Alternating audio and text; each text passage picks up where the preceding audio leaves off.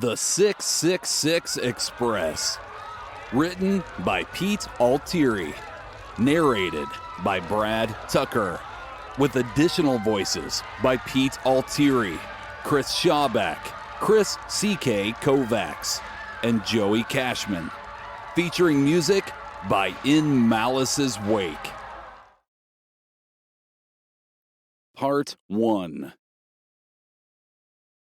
Win a ride on the 666 Express, said a young man in a devil costume, complete with a realistic pointed tail, long twisted horns, and a red skin tone. He was standing outside the Railroad Spike Saloon, passing out flyers on red paper. Patrons of the bar were filing out after a heavy metal show at the venue in Dallas, Texas. The Australian band, In Malice's Wake, was on tour with two U.S. national acts and a local Fort Worth band, Slowly You Die. The realistic devil costume got the attention desired. Plus, it didn't hurt that his two attractive 19-year-old female assistants were each wearing an extremely short red leather skirt with a devil tail, a tight cleavage-revealing bustier, and thigh-high shiny black boots. Each of the girls were holding pitchforks in one hand and their flyers in the other.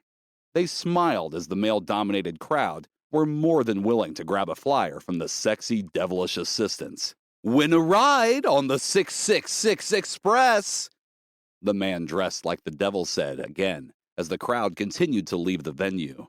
Man, that was one hell of a good show, said Chris, taking one of the flyers. What is that? Asked Pete, looking over Chris's shoulder as he held up the red flyer that read, Take a ride on the 666 Express. Win 2 free tickets on the maiden voyage of a new state-of-the-art train. Ride the 666 Express and travel 666 miles per hour from Dallas to Denver in 1 hour. There was a website address at the bottom and a QR code that could be scanned with a cell phone. I'm not sure. Some flyer for a new train called the 666 Express, Chris answered, a bit of skepticism in his voice. He passed the flyer to Pete, who was also doubtful. Sounds like a scam. Maybe it's a new band or something like that. Who the hell names a train the 666 Express? Pete added. It sounds badass, though. Yeah, if it's real, replied Chris. As the two friends walked to their car in the nearby parking deck on 14th Street, Pete scanned the QR code with his phone. Well, it looks like the flyer is right. This website says they're giving away 2 tickets for the first trip on this new train that travels 666 miles an hour. That's crazy. It would take you 12 hours to drive to Denver on a good day, Pete said as they approached Chris's Nissan Sentra. Chris laughed as they got into the car. Sounds crazy. I didn't realize Denver was 666 miles from Dallas. The train says it could get you there in an hour. Sounds like bullshit to me. Pete laughed also, but entered his name, email address, and verified that he wasn't a robot on the website form and pressed enter. There, we're entered. It says if you win, you get 2 tickets. I doubt we'll win. I never win anything. Chris started the car. In Malice's Wake was cranked up on the stereo since they'd been playing the latest album on the way to the show, a tradition of theirs. The two went to heavy metal shows all the time. Friends since high school, the 45-year-old men were still young at heart. Who knows? Someone's got to win those tickets.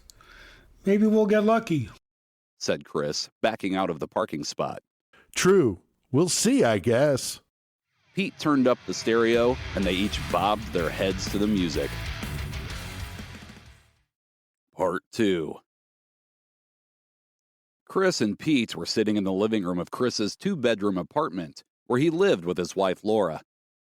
Chris used the second bedroom to store his massive CD and vinyl collection that had grown out of control with the invention of online shopping and 2-day shipping. When Chris and Pete started their podcast, Heavy Metal Mayhem, they needed a place to record it. Chris moved his collection into the attic and renovated the room for a studio. They had been doing the podcast almost a year, and it was slowly improving.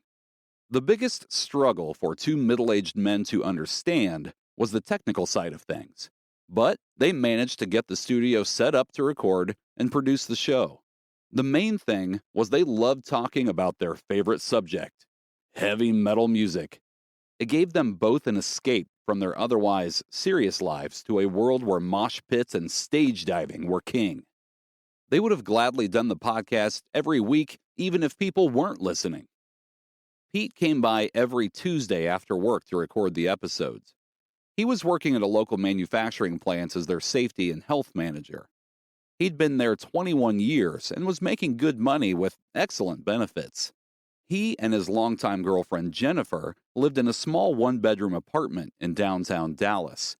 They'd been saving up for a house since they were to get married the next spring. So, Pete moved in with Jennifer, and they planned to share the small apartment until they had enough to put up a sizable down payment. Jennifer was an office manager at a local community college. She didn't share Pete's taste in music, so on Tuesday nights, she stayed home and worked in her garden or on an art project. Their cat, Alex, kept her company when she was at the apartment alone.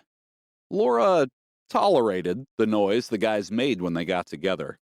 She was happy for Chris to have kept a friend since high school. Most people lose touch. But Pete and Chris graduated together in 1990 and kept going to concerts, hanging out on the weekends, and listening to heavy metal. Chris got his PhD in the fall and was now a professor of biology at Clemens College, a private school in Fort Worth that was a think tank for young, scientific minds. Laura enjoyed her job as a high school art teacher. She and Jennifer would sometimes get together on Tuesday nights while the guys recorded the podcast. They both liked 60s and 70s music and a penchant for all kinds of art, so they often worked on projects together. Pete heard a familiar beep sound from his cell phone. The guys were going over a few notes about the podcast they were getting ready to record to make sure there were no questions. He picked up the phone from the coffee table. Holy shit, I can't believe it, he exclaimed, staring at his cell phone. What's up, man? Chris asked, still looking down at the notes for the podcast. Yeah, hang on a second, Pete said, scrolling down on his phone, reading something. Is something wrong at home, bro? A work thing? Chris asked. No, I just got a text message from Diablo Productions about that 666 express train. Chris was dumbfounded. He forgot all about the 666 Express and the man in the strange devil costume from a week ago. What? That's crazy. Did you win? Chris asked, setting his notes aside. I have to call this phone number. Well, call it. What the hell are you waiting for? We can tell all our listeners we're going to go on the 666 Express. They'll love it. Maybe we'll get more than 100 listens this week. Finally, Chris said, taking a long drink from his beer. Pete looked over at Chris in disbelief. He couldn't believe that they may have won the tickets. It felt as if he were in a dream, but he clicked on the phone number provided in the text message from Diablo Productions. Is it ringing? Chris asked, his eyes alive with wonder. Yeah. He put the call on speaker. It rang a second time, then a third. Damn, I knew it was too good to be true, Pete said, dejected. Good evening. Thank you for calling Diablo Productions, home of the 666 Express, said a booming male voice. Chris and Pete were startled, listening to it on speakerphone. Yes, I just got a text message from you, Pete said, feeling jittery with excitement. Yes, you've won 2 tickets on the 666 Express. Congratulations! You will get an email with detailed instructions, said the man on the phone. Hell yeah, that sounds awesome, said Pete. Chris was giving him a high five. The train leaves on Saturday morning at 10:30. Be at the North Dallas train station at 9. All the details will be in the email that we'll send out in the next couple days. We look forward to seeing you and your guest. Congratulations once again. Thank you, Pete and Chris said together. They spent the entire podcast hour talking about their upcoming trip on the 666 Express and played as many heavy metal songs as they could come up with that had references to the ominous 3-digit number. Despite the foreboding feelings some would have expressed at the thought of riding the 666 Express, they were excited beyond belief. Jennifer and Laura were happy for them. Life couldn't get any better than this. Part 3. It was just after 9 a.m. on Saturday as Chris and Pete made their way across the parking lot of the North Dallas train station. It was packed full of cars and people hanging out in groups like it was a tailgate party before a heavy metal show. Everyone had their favorite black concert shirt on, and as the two made their way toward the train, the familiar smell of marijuana was in the air, and metal was cranking on all the stereos. Despite the fact it was only 9 a.m., most of the people in the parking lot were drinking beer and partying like it was a Friday night. Although Chris and Pete were older than most of the people there, they felt at home with fans of the music they loved for 30 years. They were definitely not the average heavy metal fans, especially Chris with his PhD, but they were in familiar territory. They followed the signs that read the 666 Express and made their way toward the train platform. Pete had the tickets on his phone. After reading the email that he got from Diablo Productions, he had to electronically sign a release form that said he couldn't sue them if anything happened on the train ride. He thought nothing of the legal talk, and the tickets were sent to him electronically. No one had heard of the 666 Express, but it sounded metal and evil, and that's all most fans of heavy metal music needed. They both joked about getting tickets to the first trip on the new train, drawing the obvious parallels to the disastrous maiden voyage of the Titanic. Chris and Pete could see a large crowd of about 500 people gather around a podium that was set up on the train station platform, with a large backdrop behind it that read, "Ride the 666 Express." There were flames painted around it. Heavy metal music was playing over a public address system as the crowd became anxious the closer it got to 10 a.m., when the train was supposed to be boarding for a 10:30 departure. They were only a few people from the very front of the crowd, and they could feel the push behind them as more of the ticket winners shoved their way toward the front. I can't get over the crowd here. It's like we're at a metal show, said Pete as he braced himself, the push behind him getting stronger. For sure, this is so cool. Thanks for giving me the extra ticket, said Chris, taking in the excitement of the moment. Suddenly, the music over the public address system faded, and dry ice began to pour in from around and under the banner. The crowd let out a cheer, and an instrumental metal song with a driving beat began over the sound system. It was a song they hadn't heard before, and that was saying something, due to the hard rock and heavy metal acumen they each possessed. From the smoke emerged the figure of the man dressed in the devil costume they saw outside the venue after the concert. He was smiling big and looking over the crowd, who was now cheering wildly before him. "Thank you all for coming here on this fine Saturday morning," the man said into the microphone. As the smoke cleared, they could see Diablo Productions wood burned into the front of the dark mahogany podium he stood behind. The crowd continued to cheer, and the driving music quieted a bit. "You have all been selected to take this historic ride today on the 666 Express, a modern wonder that will take you on a 1-hour ride from Dallas to Denver, riding at a neck-breaking 666 miles an hour," the man said with obvious oratory skill. "Together, we'll make history. If this is a success, you'll see the 666 Express in other parts of the United States, Canada, and in Europe." Pete was marveling at the instant command the man had over the crowd. Everyone was cheering and staring at him like a rock star. Many had their hands up, either clenched fists or showing the horns with the heavy metal sign that all fans of the genre knew. It was incredible to see. Pete looked around both sides of him in amazement. Here in a few minutes, we will open up the platform. Please move in an orderly fashion to the lovely ladies that await you, so your tickets can be scanned in.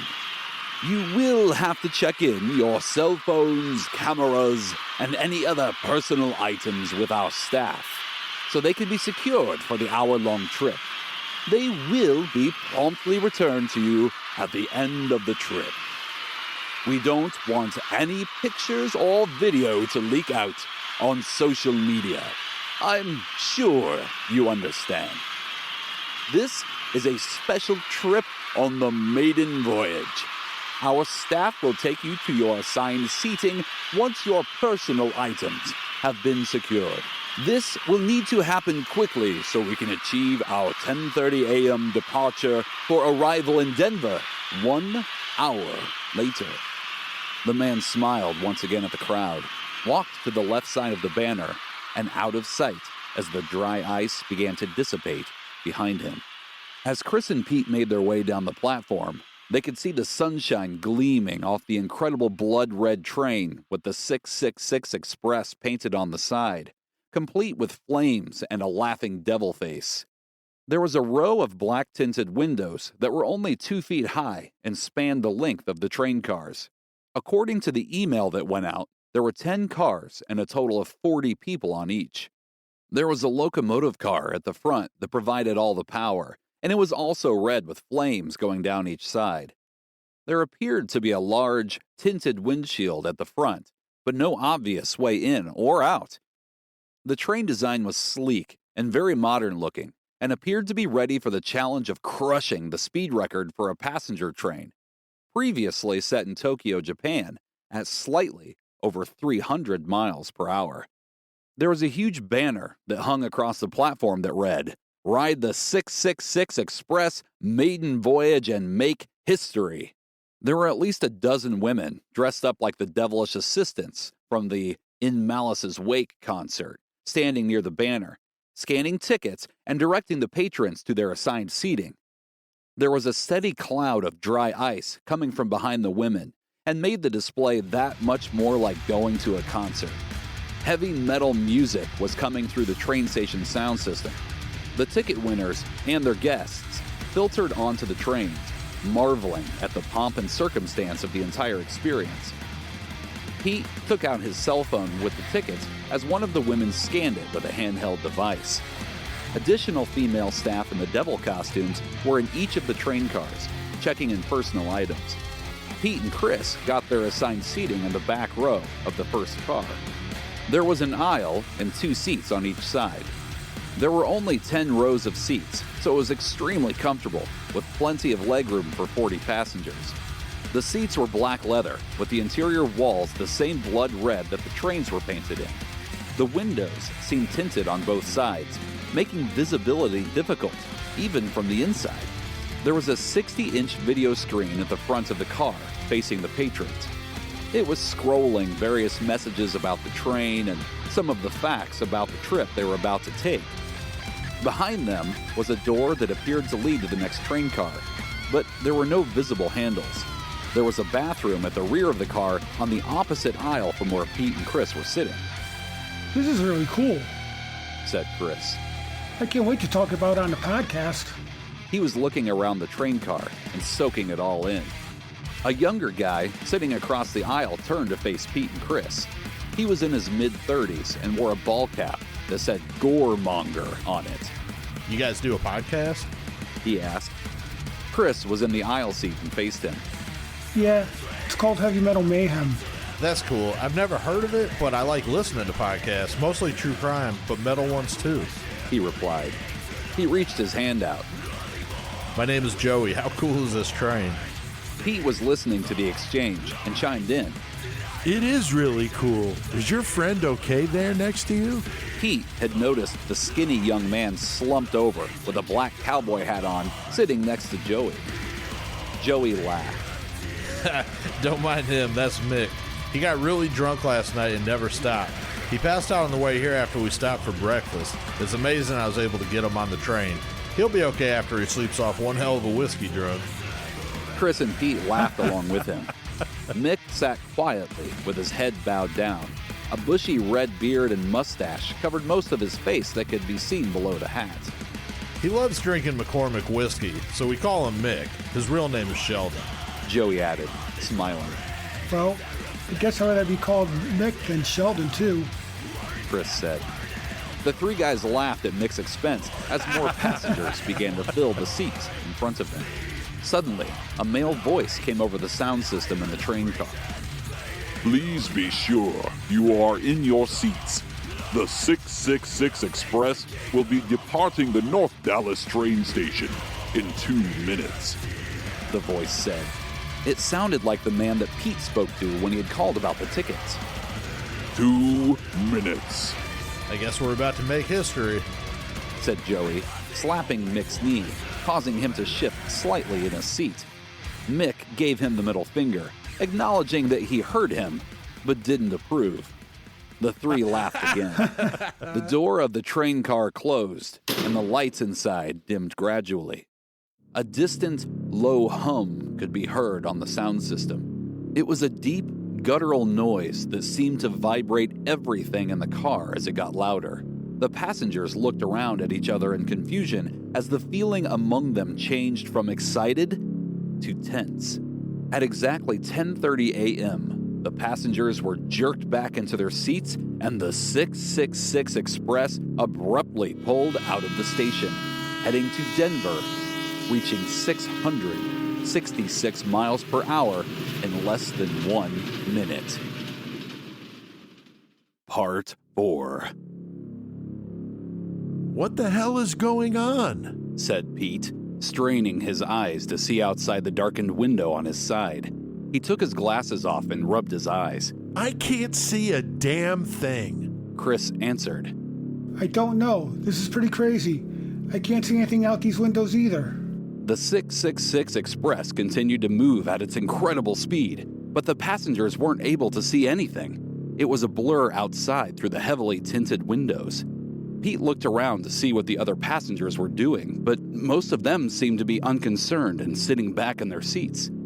Some were sleeping, despite the uneasy feeling that hung heavy after the abrupt shutting of the door and low hum that was prevalent on the sound system. Of the 40 passengers that were present in their car, Pete was only able to see 4 others awake and speaking to each other, in addition to Joey, who was sitting across from them. He was talking to Chris about his band, Goremonger, and about the style of heavy metal he played.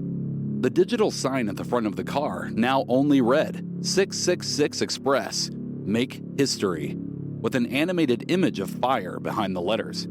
The low hum that was coming from the sound system in the train car continued and gave Pete a very uneasy feeling as he sat back in a seat, trying not to worry about it. He could hear Chris and Joey still talking to each other. It sounded like they were discussing horror movies now. Mick, still passed out, was oblivious to what was going on. Pete felt almost envious of his inebriated state, wishing he were sleeping like the rest, to be awakened in Denver when the train ride was over. The email he got from Diablo Productions said they would have lunch in Denver and take the train back to Dallas at 2 p.m. for a 3 p.m. arrival. Pete looked at his watch and was surprised to see the battery must be dead. The time showed 10:30 a.m. It had been at least 10 minutes past that now. Hey, Chris, check your watch. My battery must be dead. Chris looked at his and said, That's weird. Mine is too. It still says 10:30. Pete felt a sense of unease upon hearing Chris's reply. What were the odds that both of their watches stopped at exactly the same time? They asked Joey if he was wearing a watch, but he wasn't. Neither was Mick. Something was not right, but there were no staff in the train car.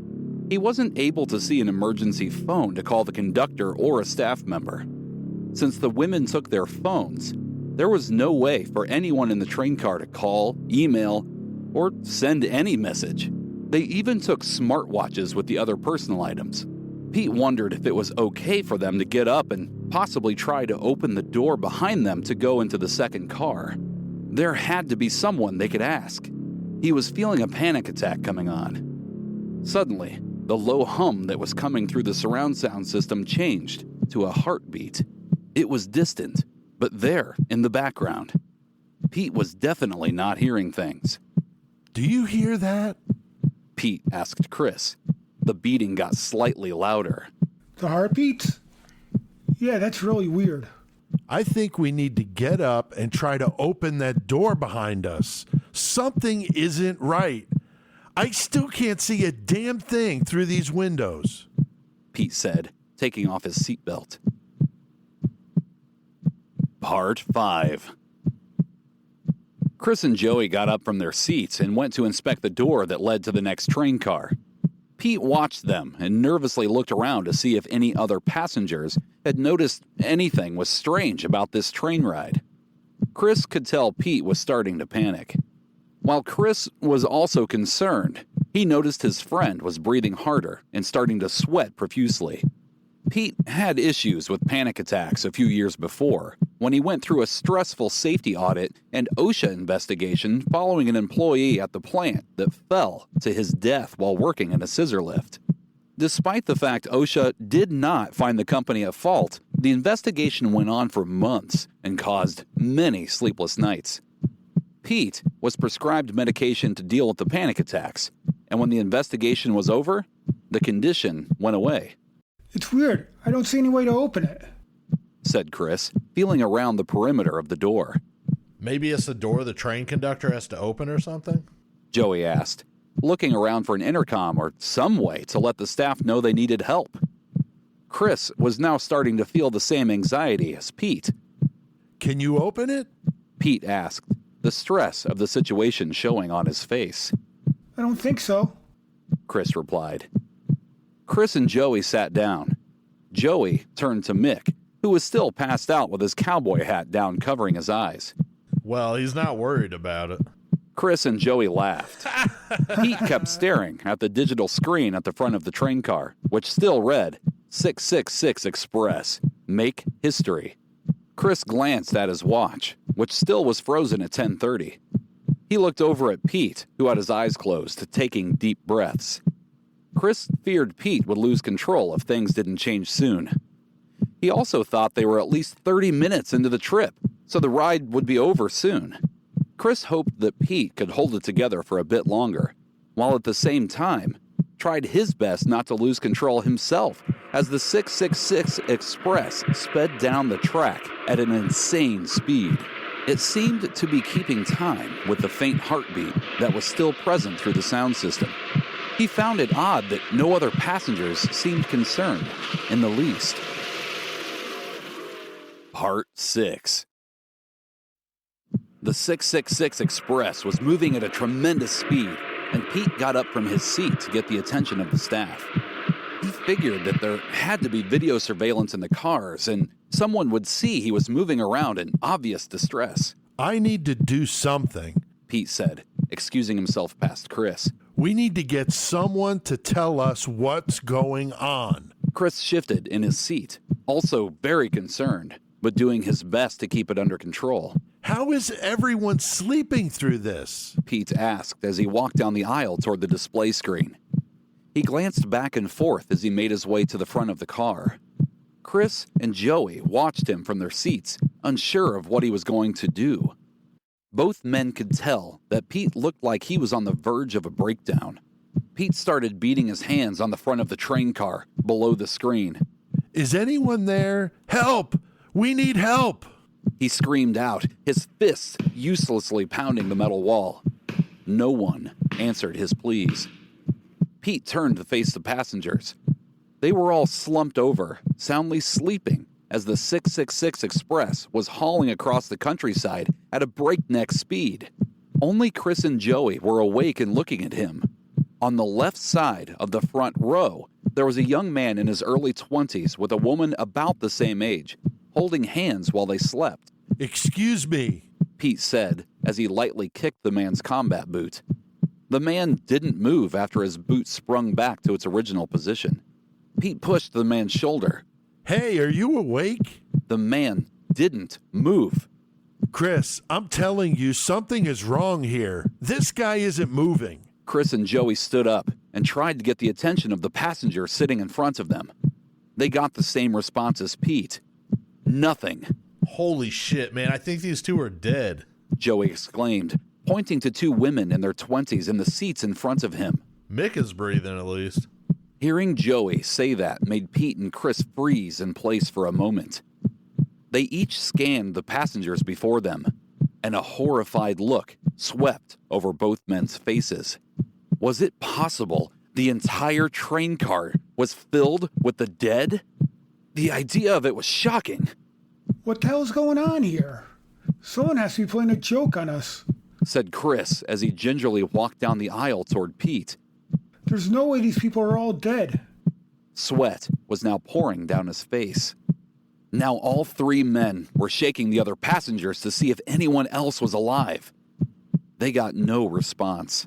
Is it just me, or did it get a lot hotter in here? Asked Pete, wiping the sweat from his face with his shirt sleeve. I think it's because we're freaking out, said Chris. I don't know. I think Pete's right. It's hotter than hell in here, replied Joey. It had gotten at least 10 degrees hotter inside the train car as they sped down the tracks for Denver. Chris, Pete, and Joey didn't realize it, but the trip had been going for 70 minutes. Part 7. I'm not getting a pulse on any of them, said Chris, as he hoped his fears were not becoming a reality. Were they on a train full of dead passengers? How did everyone die at once, and why were only Pete, Chris, Joey, and Mick still alive? It made no sense at all. Chris started beating on the front of the train car. Hey, let us out of here. Joey was doing the same thing on the back wall of the car. No one was answering them. I don't know how the hell Mick is sleeping through all this, Chris said, poking at his shoulder to be sure Mick was still alive. The other passengers were seatbelted in and not moving. Mick stirred, then muttered, barely coherent.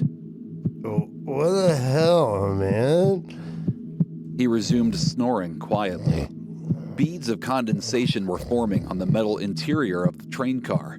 It was at least 20 degrees hotter inside than it was when the train left the North Dallas station. All three of the men were drenched in sweat and frantically looking around for a way out of the train car.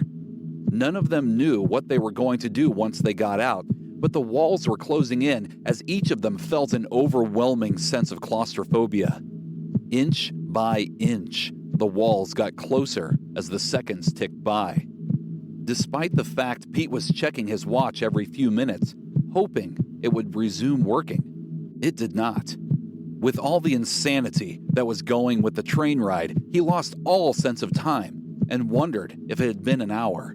With all the bizarre things that had happened once the doors closed and the trip began, Pete was seriously questioning if anything the people at Diablo Productions said was true. Was the entire thing a ruse?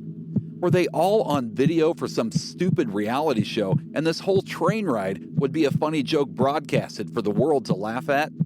His mind was racing, and thoughts were pelting his brain like tiny icicles from a powerful storm.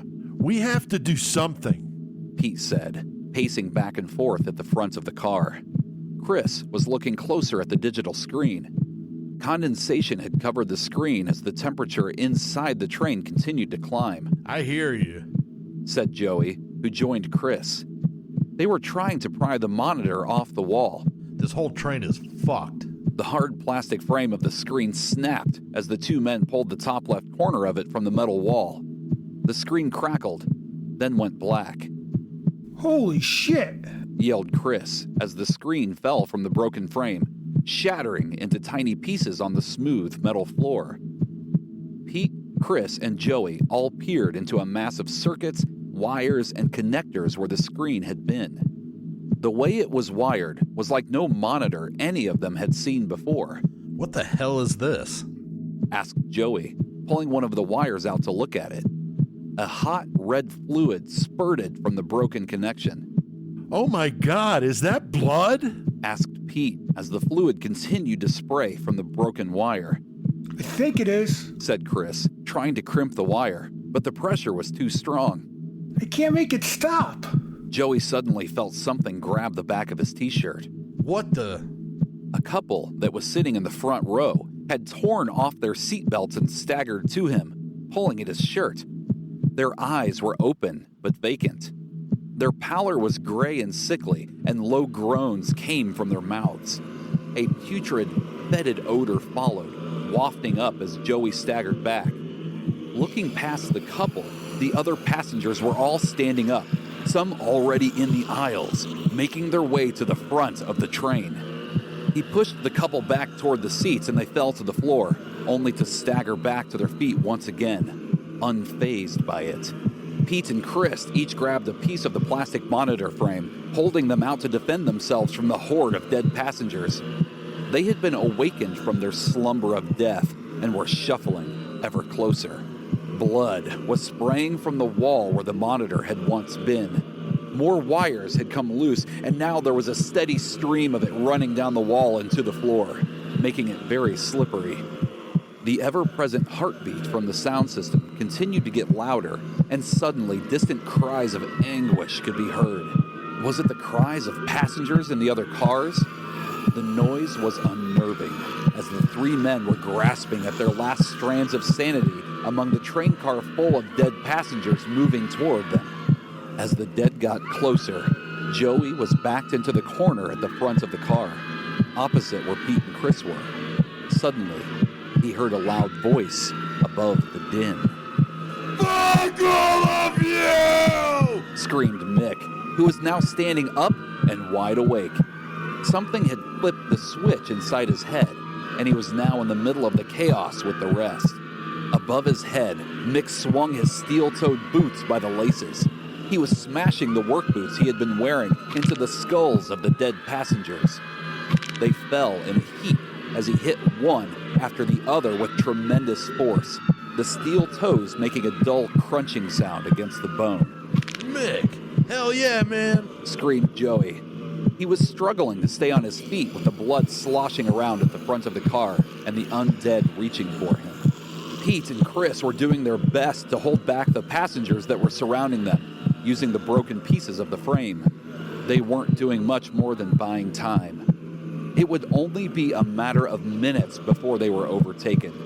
Mick continued to swing his heavy steel-toed boots into the heads of the other passengers, but even he was surrounded and struggling to keep his feet with the slippery blood that was now ankle-deep throughout the train car. You bitches! Screamed Mick as four of the passengers pulled him down to the floor behind the fourth row of seats. He thrashed around, desperately reaching for the back of the seat in front of him so he could regain his footing. Mick's garbled screams could barely be heard above the insane wailing that was coming from the speakers. Blood splashed up as he fell down again, the undead ripping at his flesh in a frenzy. Mick! Yelled Joey from the front of the car as he saw his friend overtaken and on the floor. The blood was pouring out even faster now. It was hemorrhaging from the gaping hole in the wall as more connections were broken, allowing the bubbling hot blood to gush uncontrollably. Chris, Pete, and Joey could feel the temperature of the blood increase as it began to burn their feet and lower legs. The level was rising by the second. What the fuck? Screamed Chris as he began to swing his fist with all the strength he had to beat back the stream of dead passengers that kept coming after him. Pete looked over as Joey fell to the floor, along with three of the passengers he was fighting with.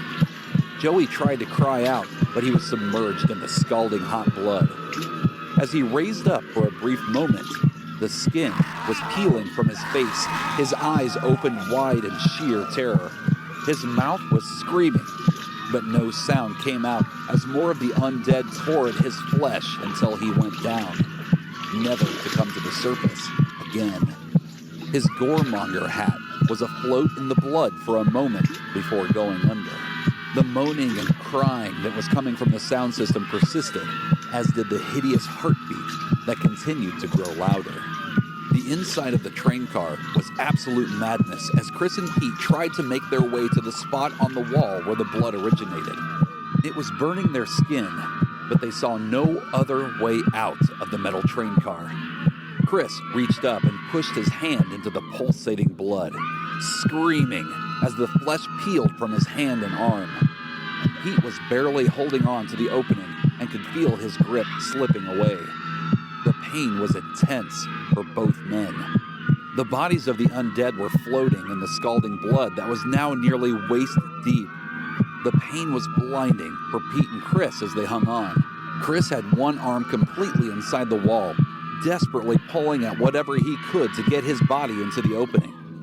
He tried to reach out to save Pete, but he had slipped and went under the boiling torrent of blood that had now filled the car to his waist. The screaming of the two men and the cries from the sound system made for a horribly chaotic situation that spiraled totally out of control. Pete's body was now floating in the blood, like the rest of the dead, skin completely peeled off, simmering in the mixture. Chris was in survival mode and fought back emotion as he got his other arm into the hole in the wall, his head now pushing through the mass of wires spouting blood. He was holding his breath, hoping he would get a gulp of air before drowning in the blood like his best friend. The 666 Express continued to speed along the tracks, going 666 miles an hour, as advertised. It had been 3 hours since the doors closed, and there was only one living person left in the first train car. Blood was pouring in by the gallon and had almost completely risen to the top as Chris gave one final push into the opening in the wall. He gasped, spitting up blood, and fell to the floor. Thankful he was able to breathe. The skin from his face was peeling off, and his eyes were cloudy as he struggled to see where he had fallen to. There was no blood on the floor. He strained to see, yet was horrified at what was there, only an arm's length away. It was a monstrous, black heart that was beating in time with the heartbeat that was coming through the sound system. Somehow, that had continued, despite the car being filled with the boiling blood and dead bodies. The blackened heart was immense, approximately 5 feet in circumference, throbbing and pulsating before him. It was connected to the rest of the train with what looked like wires, but were veins that carried the blood throughout, feeding the 666 Express. It was a grotesque vision of horror. As Chris was repulsed at the sight of the giant heart beating before him, what he saw beyond it only added to the horror of the situation. The windshield of the 666 Express was clear, unlike the side windows that had been tinted too dark to see through. The nightmarish vision before him was unlike anything he had ever seen. The train didn't appear to be on train tracks at all. The 666 Express was hurtling at a maddening speed downward through an opening in the earth and directly into a wall of flames. The flames looked almost hypnotic to him. They were the most brilliant shades of red, orange, and yellow he had ever seen. The maddening sounds inside the train paused as Chris took his final breath before the 666 Express was swallowed up into the flames, making its final stop in hell. Just then, a monstrous boom of thunder rang out, and it began raining blood on the windshield, just before everything went black.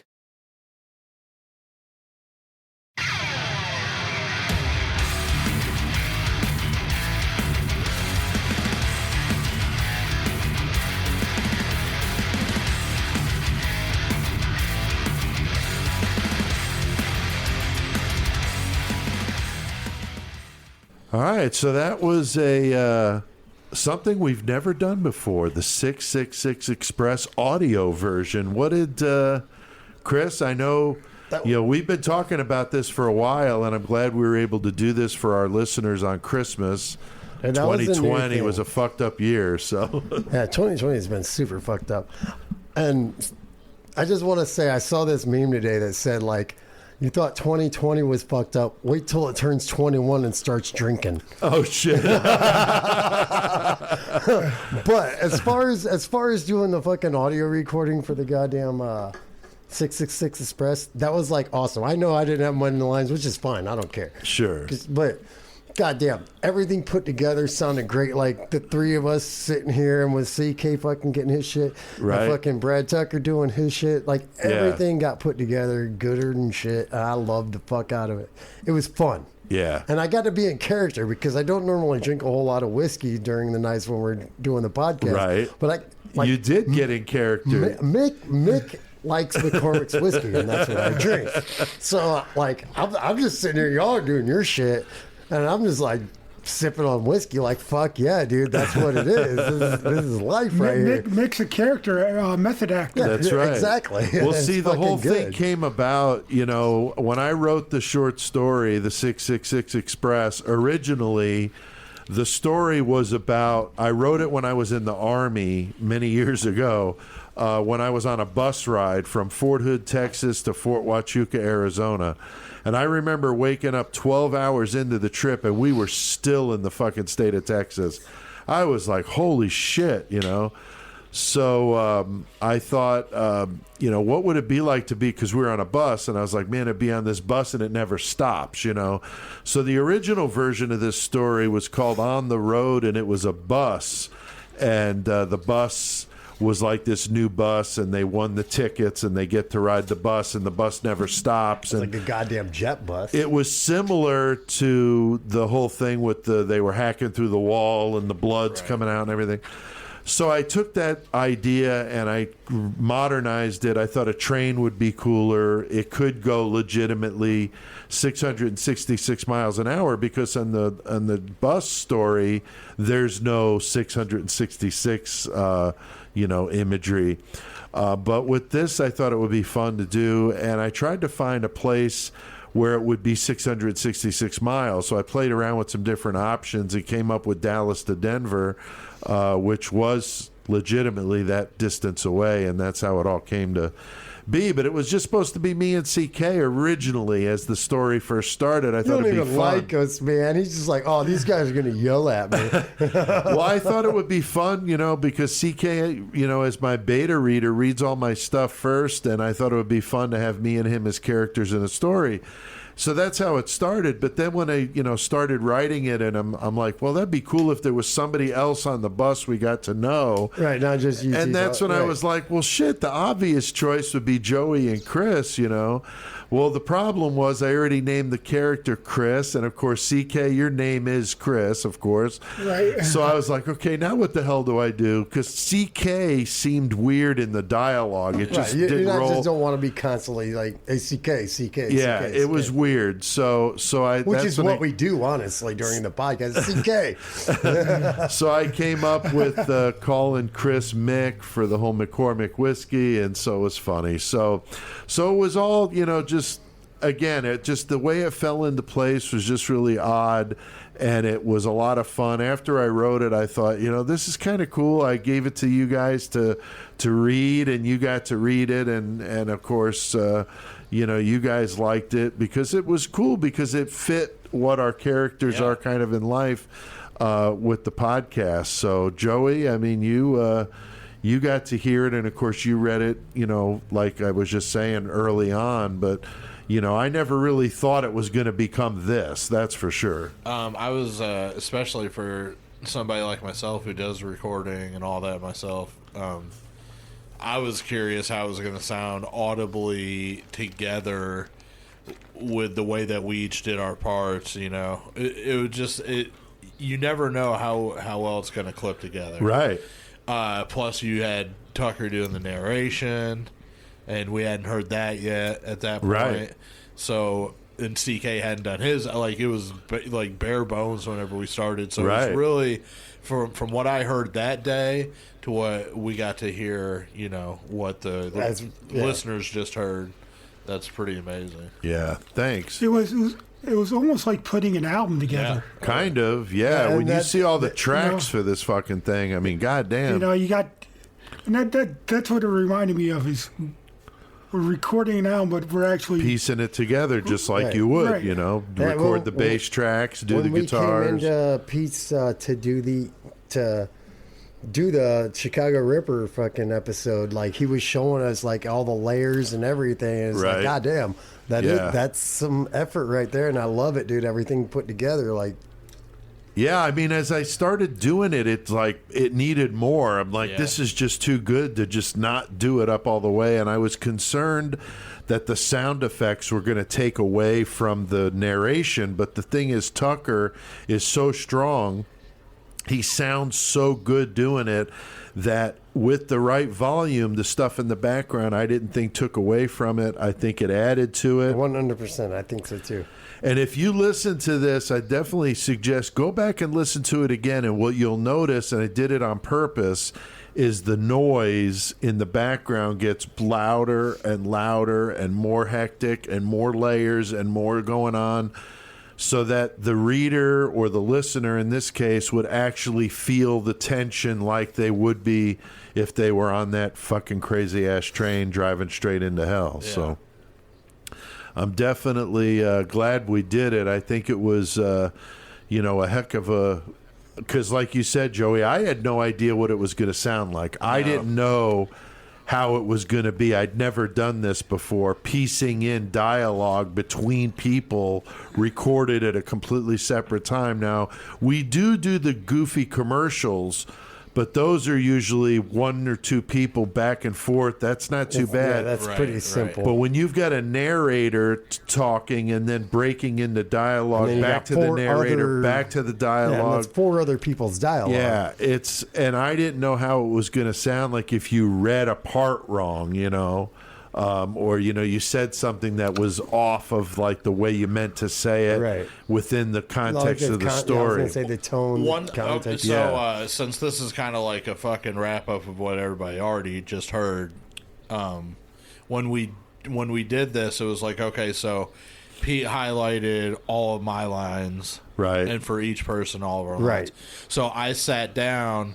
And I had all my lines right there, and I recorded them all in a row. Right. Whereas another way we could have done this would have been if Tucker had recorded the full narration, and then we came in and put our lines in between the spots. You know what I'm Right. saying? I think the way that we did it, for whatever reason, came out sounding more natural. It came out. It I worked think it would have been perfect, yes. tougher the other way because you would have been trying to fit something in, Right. And it would have came out more robotic. Where this sounded more natural, I think. Yeah, I think so too. Because, what I did was we had Tucker read the entire thing, all the parts, everything. And then what I did was each part where it was one of us talking, I took out what Tucker said and I put in what we said. Right. So I had to intersperse his dialogue or his narration with our dialogue. And for the most part, it was pretty seamless. I mean, honestly, I didn't know how to do this, but I tackled it like I would tackle a band recording. And the key was the organization of the sound clips. That was the big one. Yeah. If I wouldn't have done it the way I did it, it would have been an absolute nightmare. But having everything in order made it a lot easier to know what parts were next. And that was the tricky thing. And then, of course, CK, you did yours remotely there in Danbury using your Yeti microphone and GarageBand on your computer. So what did you, how did you, anything you want to report on what you did on your end? How did you get motivated there? What I did was once you sent me the lines, I went through them like 3 or 4 times. Right. To make sure how I wanted to say them. Right. With the right inflection. And then I just set it up and just did one line after another, saved a couple, and did the next lines. And, obviously I had some fuck-ups. Yeah, well, we all did. Don't we all? But I think came out pretty awesome. Yeah, I think so too. I think everything flowed well, and it was fucking great. And I got to say, this could be breaking ground as far as audiobooks. Yeah, I don't know a lot about audiobooks. I would love to see if somebody else has done anything crazy like this. This could be like the Sgt. Pepper of the 60s. Breaking ground. Well, we got music on ours too. We got in Malice's Wake was nice enough to let us use their music, and so that's awesome. We've been talking about them on our podcast. But in Malice's Wake's from Melbourne, Australia, they're amazing, and So we appreciate them and their music and letting us use it for this. And speaking of our podcast, this is a special kind of unique thing for Christmas. Normally our podcast is a little different than this. We do Murder Metal Mayhem. We do a murder segment, typically on true crime or serial killer stuff. And then a metal segment. And CK, you come in and to the show and we talk about metal and you feature a band and we've done some killer stuff on there. And then Mayhem, we kind of all get in and tell some funny stories, gross shit. Sacrifice goats to Satan. Do all sorts of nasty stuff. Goats, dude. And we do our killer cage matches, which is fun, and listeners participate. So it's a lot of fun. The show's crazy. It's definitely an adult-oriented show, but if you've been listening to this, I think you can handle that.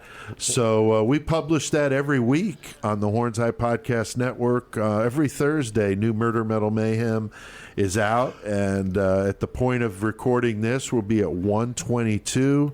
So we've been doing this now a couple of years, and so check us out, murdermetalmayhem.com. Listen to all the episodes, and we're on social media on Facebook and Twitter, YouTube, so you can get us a multitude of ways. I'll link to all this stuff in the episode description, but I do really appreciate you guys checking out the 666 Express, and again, it's our thank you to you guys. Thank you all, motherfuckers. An awesome out there. fucking year. Thank you. Little Christmas your way from us, because it took me about 11 hours to do this so far, all the editing and stuff. So it took a while, but it was a lot of fun. I'm not complaining. I'm just saying a lot of work went into this, and I hope you guys appreciate that. So check out the show. Huge shout out to Brad Tucker too. Fucking thank you, bro. Brad was amazing. Oh, yeah. Brad's podcast, Fright Fights, is a great podcast. So go check him out there, because he's we know him from Black Crypt podcast, and now he's got a new project, Fright Fights, and fucking killing it, man. So Brad's awesome a good dude, and he's also got a voiceover business now, and I'll link to that in the episode description as well, because his talent is fantastic, and it was really cool of him to volunteer to help us out. So And we appreciate it immensely. yeah, big time. All right, well, thank you guys, and Merry fucking Christmas from Murder Metal Mayhem. Merry Christmas. Ho, ho, ho.